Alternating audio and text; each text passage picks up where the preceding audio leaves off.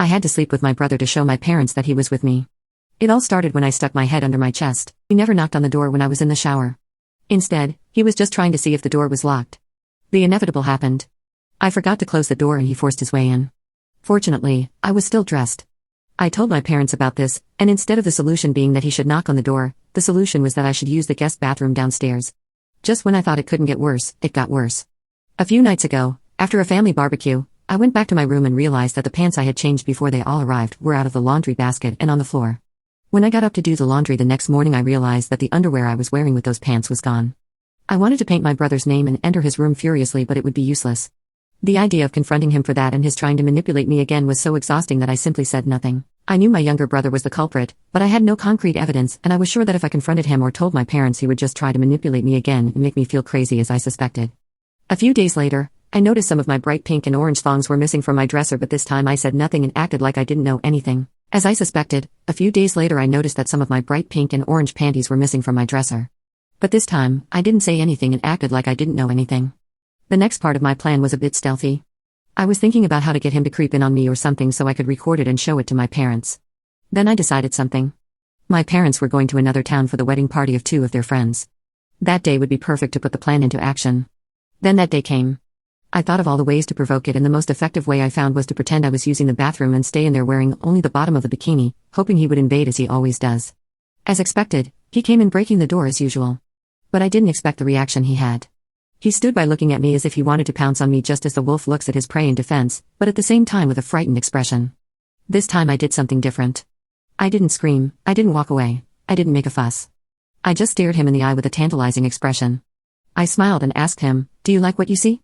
He was again frightened and said clearly, "I always waited for this vision." By this time, I knew my plan was going to work. At this point, I had to stay calm and stick to the plan. I knew any sudden reaction could ruin everything. I told him to wait there and went to get my phone, pretending I needed to show him something. My heart was pounding, but I kept my cool. When I returned, I held up my phone and acted like I was about to take a picture. He panicked and tried to grab it, but I pulled back and said, "Why are you so scared? If you're not doing anything wrong, what's the problem?" He looked cornered and didn't know how to respond. I decided to push it further. "You know, I could tell Mom and Dad about this, but they never seem to believe me," I said, putting on a frustrated face. "How about we make a deal? You stay out of my room and my things, and I won't tell anyone about today. And stop acting so creepy. Got it?" He nodded, clearly shaken. I left the bathroom and locked myself in my room, still feeling a mix of fear and triumph. I knew I had to get real evidence if I wanted my parents to take me seriously. So I set up a small camera in my room, hidden behind some books on my shelf. If he tried anything again, I have proof. Over the next few days, I noticed a change in his behavior. He seemed more cautious, and I felt a bit safer. One night, I checked the camera footage and saw him sneaking into my room, rummaging through my things. I had the evidence I needed. The next morning, I calmly showed the footage to my parents. They were shocked and finally realized I wasn't making things up.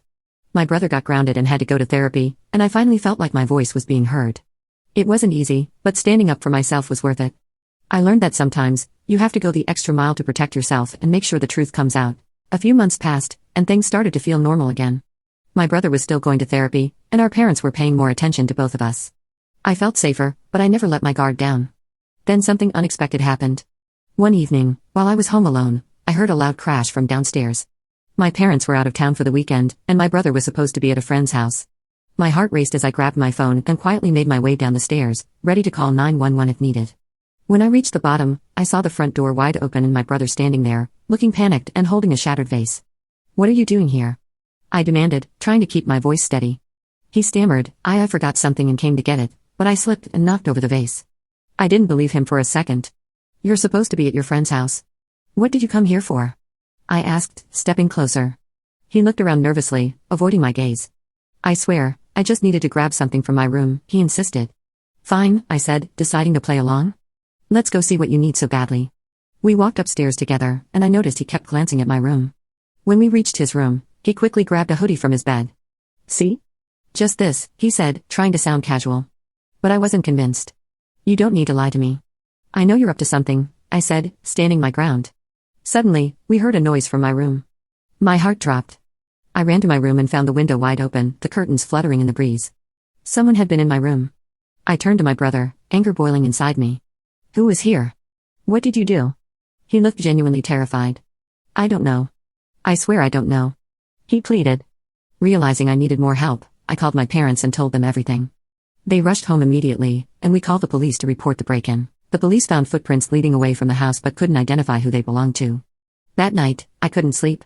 I kept thinking about who could have been in my room and why. The next morning, my parents installed new locks and a security system. They also hired a private investigator to look into the break-in and my brother's strange behavior. Weeks later, the investigator came back with shocking news.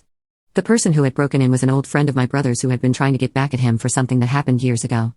My brother had no idea this person was targeting him, but it explained his weird behavior and paranoia. With this new information, my brother and I started to rebuild our relationship. He apologized for everything he had put me through, and I could see he was genuinely trying to change. It took time, but we eventually got to a place where we could trust each other again. My parents were more attentive, and our family felt stronger than ever. In the end, I learned that standing up for yourself and seeking the truth is always worth it, even when it's hard.